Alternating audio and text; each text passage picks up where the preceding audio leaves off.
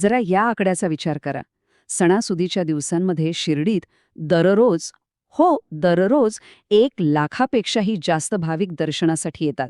हे आकडेच सांगतात की त्यांचा प्रभाव आजही किती जिवंत आणि किती मोठा आहे.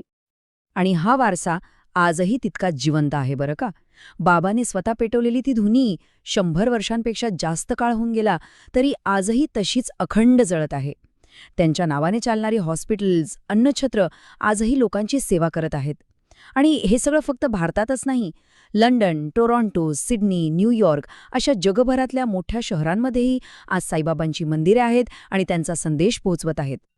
आणि हेच ते वचन, मी माझ्या समाधीतूनही जिवंत असेन, जे आजही लाखो लोकांना जगण्याची शक्ती आणि प्रेरणा देतं. त्यांच्या भक्तांसाठी बाबा हे फक्त इतिहासातले एक संत नाहीत, तर एक अशी जिवंत शक्ती आहेत जी आजही त्यांच्या सोबत आहे असं त्यांना वाटतं. तर मग शेवटी एक प्रश्न मनात येतोच.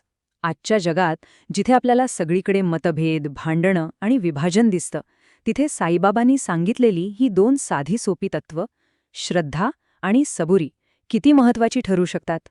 या 2 शब्दांमध्ये खरंच किती मोठी ताकद लपलेली असेल, नाही का? हा नक्कीच विचार करण्यासारखा प्रश्न आहे.